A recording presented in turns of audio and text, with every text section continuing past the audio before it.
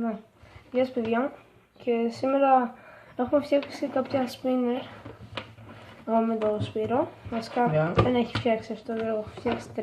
Έχω φτιάξει ένα. Και μπορεί να φτιάξω κι άλλα εγώ. Κι εγώ.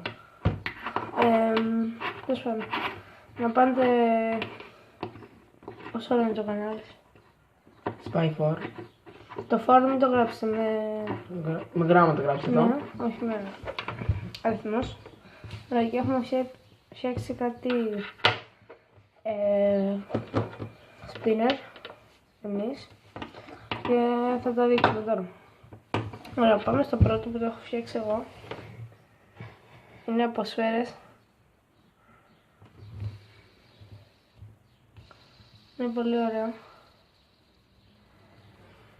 Πάμε στο δεύτερο. Είναι και αυτό από σφαίρες. Αυτό δεν κάνει πολύ επειδή πρέπει να βάλω πώς το λένε, σπρέιτ. Ποιο ρουλεμάν? Έχει. Ρουλεμάν αυτό.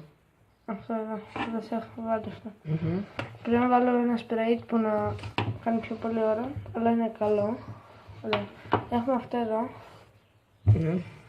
που είναι, πρέπει να βάλω και αυτό ένα σπρέιτ. Και έχουμε αυτό που το έχω φτιάξει εγώ.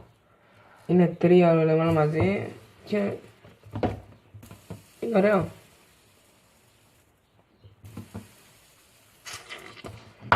Εύκολο. Κολλάς 3 ρουλεμάν μαζί.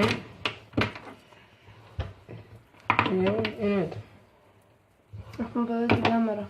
Μπορεί να μην κάνετε. Μπορεί να μην ανεβάσω από την κάμερα αυτό που έχω κάνει, αλλά εντάξει.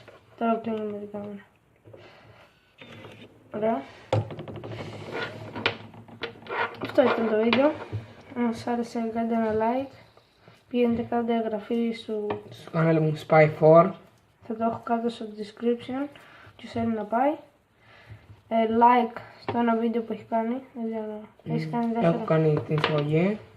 Τι? Γράψτε μου τα σχόλια που Ναι. σας λέω στο τέτοιο. Και τι βίντεο θέλω να κάνω. Και γράψτε και σε μένα τι βίντεο να κάνω. Από μένα και το βαρδί.